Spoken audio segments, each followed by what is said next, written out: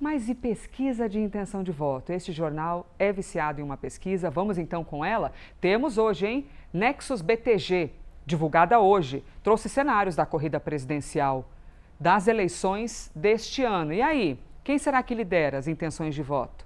Aqui, você já consegue ver uma barra, duas barras, né? Enormes. A primeira é a de Luiz Inácio Lula da Silva. O presidente da República marca 40 pontos, tá? 40% na intenção de voto. Flávio Bolsonaro, 35%. Então, se a gente considerar, mesmo considerando aqui uma margem de erro, a gente vê uma distância. Ronaldo Caiado aparece com 5%, Romeu Zema, 4%, e aí vem a escadinha. Renan Santos, 3%, Joaquim Barbosa, 2%, Augusto Cury e Cabo Daciolo, 1% cada. Nulo e branco, 7% não sabe ou não respondeu 2%. Portanto, temos aqui, hein, pesquisa de intenção de voto para o primeiro turno. Este é o cenário 1.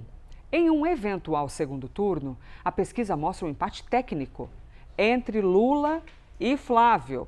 Vejam aí. E aí, minha gente, nós temos inclusive uma, como é que vocês chamam? Boca de jacaré, eu acho, já Clarice Tel vem aqui explicar pra gente.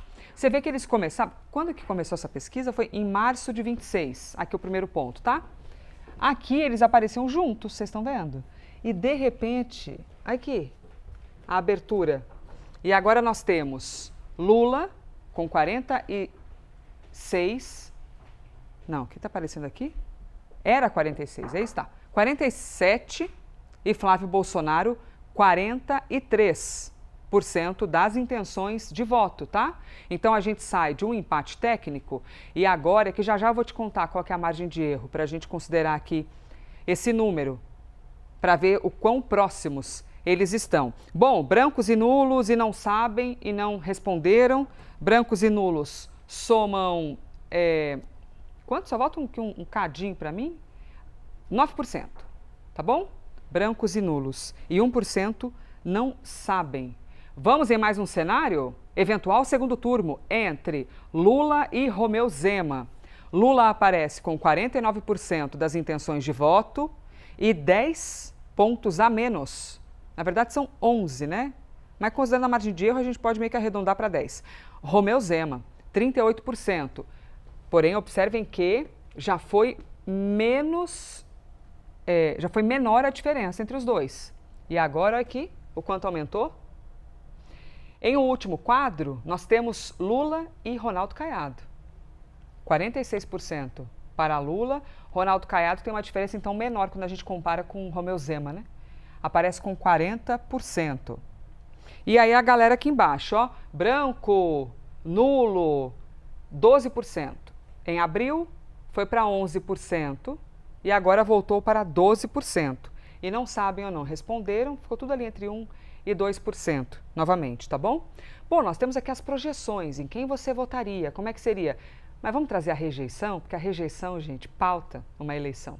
A pesquisa Nexus BTG também traz o índice de rejeição.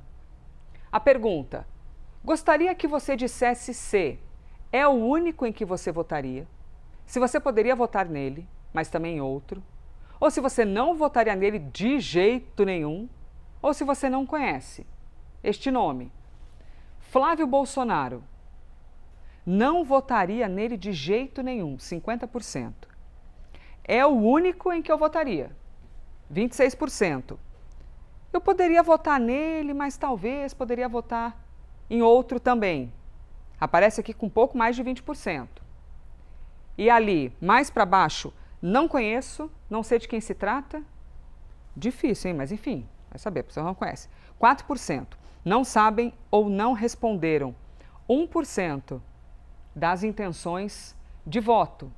E aí nós temos aqui, para Flávio Bolsonaro, temos também o de Luiz Inácio Lula da Silva. Vejamos aqui, não votaria de jeito nenhum, 47%.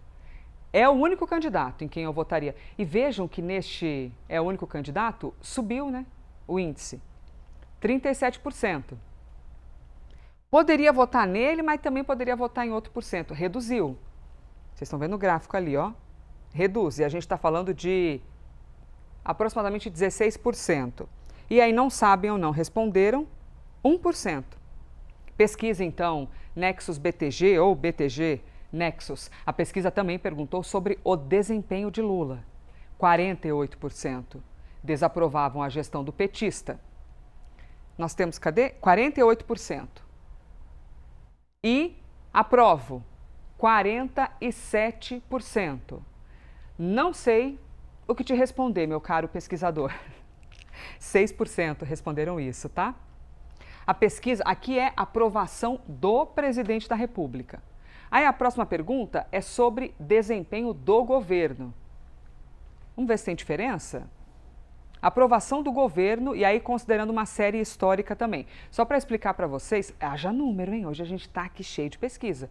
A primeira barra é março, na segunda, abril e agora nós temos o mês de maio. Em março, 51% desaprovavam.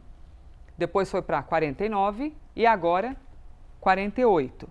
O índice de aprovação, que é a barra azul, era 45%, foi para 46% e agora está em 47%.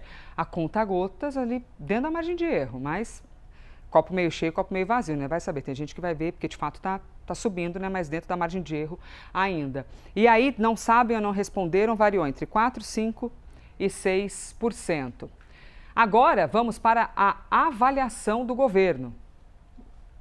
Ótimo e bom é o azul, ruim e péssimo é o vermelho. Percebam aí que, ó, de bate-pronto você já consegue ver que a diferença reduziu. Caiu o número de pessoas que acham ruim e subiu um cadinho o número de pessoas que acham bom. E eu vou direto para o olhar de agora, tá? Para a última barra, que diz respeito a maio. 40% consideram ruim ou péssimo e 37% consideram ótimo ou bom. 22% é da galera que considera regular, que fica ali no meio do caminho. Quanta informação, hein? Quanta coisa boa para a gente compartilhar. Assim, bom eu digo porque é informação importante, porque agora a gente vai aqui com os analistas entender. Clarissa, Theo, Isabel Mega, o que as campanhas acham disso aqui? Bom, vamos aqui de tecnicidade. A pesquisa Nexus ouviu 2.045 eleitores entre os dias... Eu falei Nexus, mas aqui, ó, Nexus BTG, entre os dias 22 e 24 de maio, margem de erro 2 pontos. Isso aqui é importante da gente gravar para ver as diferenças reais. Nível de confiança 95% e está registrada devidamente no TSE. Se você quiser fazer a pesquisa, está aqui o código. E aí? Isabel Mega vai aparecer aqui comigo, Clarissa Oliveira também, Theo Cury. E aí, senhor Theo Cury, o que tu me dizes sobre tanto... Sopa de números, hein, gente? Tem pouco número, né? Pouco número a gente está tendo por aqui. O que te chama mais atenção? Rejeição, aprovação, Flávio e Lula. O que você se conecta, Theo? Conta pra gente, por favor. Bom, vamos lá. Bom dia para Elisa, bom dia Clarissa, Isabel. Ótima semana para quem acompanha a gente.